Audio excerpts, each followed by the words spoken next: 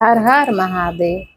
पार्वती जी का परमेश्वर शिव की महत्ता का प्रतिपादन करना, रोष पूर्वक जटिल ब्राह्मण को फटकारना, सखी द्वारा उन्हें फिर बोलने से रोकना तथा भगवान शिव का उन्हें प्रत्यक्ष दर्शन दे अपने साथ चलने के लिए कहना। पार्वती जी बोली, बाबा जी, अब तक तो मैंने यह समझा था कि कोई दूसरे ज्ञानी महात्मा आ गए हैं, परंतु अब सब ज्ञात हो गया, आपकी कलई खुल गई। आपसे क्या कहूँ, विशेषतः उस दशा में जब आप अवध्य ब्राह्मण हैं, ब्राह्मण देवता। अब आपने जो कुछ कहा है वह सब मुझे ज्ञात है, परंतु वह सब झूठा ही है, सत्य कुछ नहीं है। आपने कहा था कि मैं शिव को जानता हूँ। यदि आपकी यह बात ठीक होती तो आप ऐसी युक्ति एवं बुद्धि के विरुद्ध बात नहीं बोलते। यह ठीक है कि कभी कभी महेश्वर अपनी लीला शक्ति से प्रेरित हो तथा कथित अद्भुत वेश धारण कर लिया करते हैं, परंतु वास्तव में वे साक्षात पर ब्रह्मा परमात्मा हैं। उन्होंने स्वेच्छा से ही शरीर धारण किया है। आप ब्रह्मचारिका स्वरूप धारण कर मुझे ठगने के लिए उद्धत हो यहाँ आए हैं और अनुचित एवं असंगत युक्तियों का सहारा ले छल कपट से युक्त बातें बोल रहे हैं। मैं भगवान शंकर के स्वरूप को भली भांति जानती हूँ, इसीलिए यथा योग विचार करके उनके तत्व का वर्णन करती हूँ। वास्तव में शिव निर्गुण ब्रह्मा है, कारण वह सगुण हो गए हैं।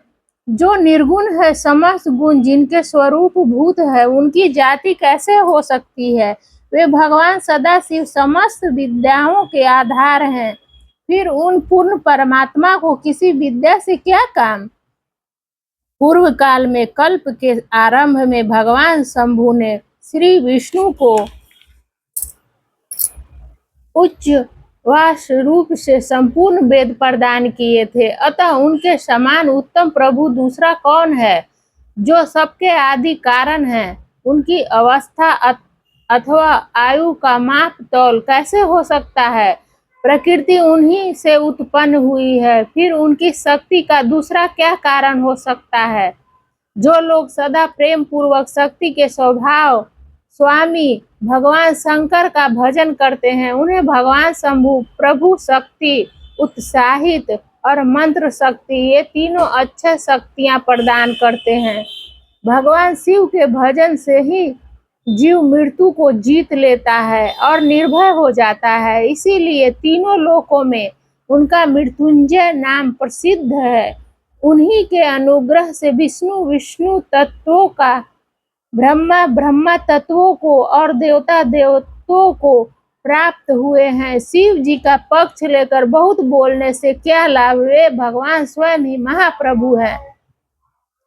कल्याण रूपी शिव की सेवा से यहाँ कौन सा मनोरथ सिद्ध नहीं हो सकता?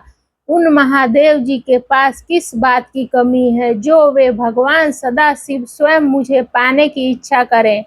यदि शंकर की सेवा न करे तो मनुष्य 7 जन्मों तक दरिद्र होता है और उन्हीं की सेवा से सेवक को लोक में कभी कष्ट न होने वाली लक्ष्मी प्राप्त होती है। जिनके सामने 8 सिद्धियां नित्य आकर सिर नीचा किए इस इच्छा से नृत्य करती हैं कि वे भगवान हम पर संतुष्ट हो जाएं, उनके लिए कोई भी हितकर वस्तु दुर्लभ कैसे हो सकती है? यद्यपि यहाँ मांगलिक कही जाने वाली वस्तुएं शंकर का सेवन नहीं करती, तथापि उनके स्मरण मात्र से ही सबका मंगल हो जाता है।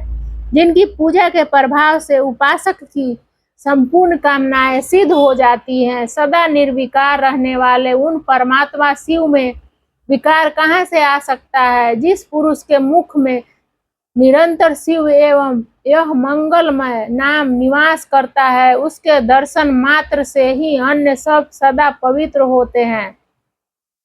जैसा कि आपने कहा है, वे चीता का भस्म लगाते हैं, परंतु यदि उनका लगाया हुआ भस्म अपवित्र होता तो उनके शरीर से झरकर गिरे हुए उस भस्म को देवता लोग सदा अपने सिर पर कैसे धारण करते?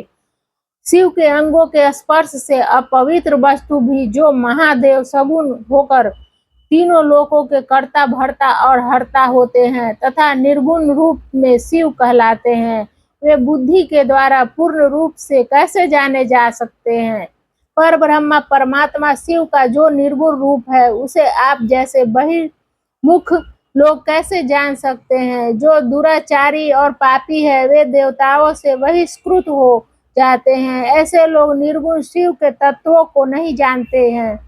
जो पुरुष तत्वों को न जानने के कारण यहाँ शिव की निंदा करता है उसके जन्म भर का सारा संचित पुण्य भस्म हो जाता है। आपने जो यह अमित तेजस्वी महादेव जी की निंदा की है और मैंने जो आपकी पूजा की है उससे मुझे पाप की भागिनी होना पड़ा है।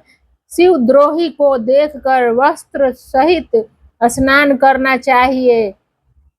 शिवद्रोही का दर्शन हो जाने पर प्रायश्चित करना चाहिए। इतना कहकर पार्वती जी उस ब्राह्मण पर अधिक रुष्ट होकर बोली, अरे रे दुष्ट, तूने कहा था कि मैं शंकर को जानता हूँ, परंतु निश्चय ही तूने उन सनातन शिव को नहीं जाना है। भगवान रुद्र को तू जैसा कहता है वे वैसा ही क्यों न हो, उनके जैसा भी बहुसंख्यक रूप क्यों न हो, सत्पुरुषों के प्रियतम नित्य निर्विकार वे भगवान शिव ही मेरे अभीष्टतम देव हैं। ब्रह्मा और विष्णु भी कभी उन महात्मा हर के समान नहीं हो सकते। फिर दूसरे देवताओं की तो बात ही क्या है, क्योंकि वे सदैव काल के अधीन हैं। इस प्रकार अपनी सुबुद्धि से तत्वतः विचार कर मैं शिव के लिए वन में आकर बड़ी भारी तपस्या कर रही हूँ। वे भक्त वत्सल सर्वेश्वर शिव ही हम सबके परमेश्वर हैं। दीनों पर अनुग्रह करने वाले उन महादेव को ही प्राप्त करने की मेरी इच्छा है। ब्रह्मा जी कहते हैं, नारद, ऐसा कहकर गिरिजा नंदिनी गिरिजा चुप हो गई और निर्विकार चित्त से भगवान शिव का ध्यान करने लगी। देवी की बात सुनकर वह ब्रह्मचारी ब्राह्मण जो ही कुछ फिर कहने के लिए उद्युत हुआ, तो ही शिव में आसक्त चित्त होने के कारण उनकी निंदा सुनने से विमुख हुई। पार्वती अपनी सखी विजया से शीघ्र बोली। पार्वती ने कहा, सखी, इस अधम ब्राह्मण को यत्न पूर्वक रोको, यह फिर कुछ कहना चाहता है। यह केवल शिव की निंदा ही करेगा। जो शिव की निंदा करता है केवल उसी को पाप नहीं लगता, जो उस निंदा को सुनता है वह भी यहाँ पाप का भागी होता है। भगवान शिव के उपासकों को चाहिए कि वे शिव की निंदा करने वाले का सर्वथा वध करे। यदि वह ब्राह्मण हो तो उसे अवश्य ही त्याग दे और स्वयं उस निंदा के स्थान से शीघ्र दूर चले जाए। यह दुष्ट ब्राह्मण फिर शिव की निंदा करेगा। ब्राह्मण होने के कारण यह वध्य हो तो है नहीं, अतः त्याग देने योग्य है।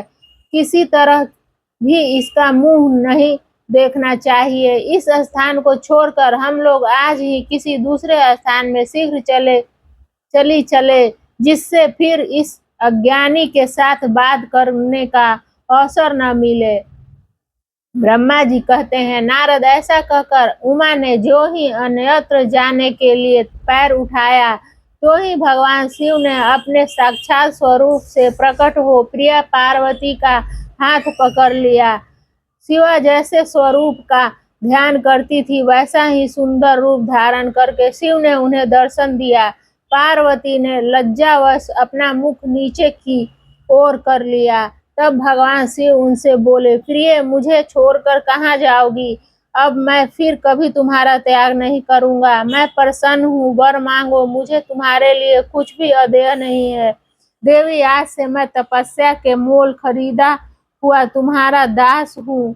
तुम्हारे सौंदर्य भी मुझे मोह लिया है। अब तुम्हारे बिना मुझे एक क्षण भी युग के समान जान पड़ता है। लज्जा छोड़ो, तुम तो मेरी सनातन पत्नी हो।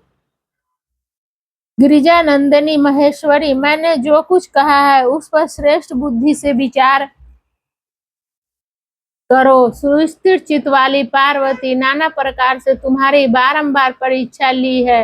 लोक लीला का अनुसरण करने वाले मुझ स्वजन के अपराध को क्षमा कर दो।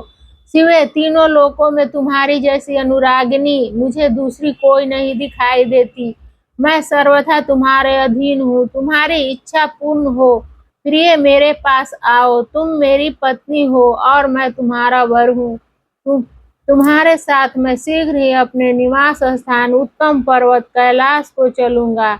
ब्रह्मा जी कहते हैं, देवाधिदेव महादेव जी ऐसा कहने पर पार्वती देवी आनंद मग्न हो उठी। उनका तपस्या जनित पहले का सारा कष्ट मिट गया। मुनि श्रेष्ठ सती साध्वी पार्वती की सारी थकावट दूर हो गई, क्योंकि परिश्रम फल प्राप्त हो जाने पर प्राणी का पहले वाला सारा श्रम नष्ट हो जाता है। हर हर महादेव।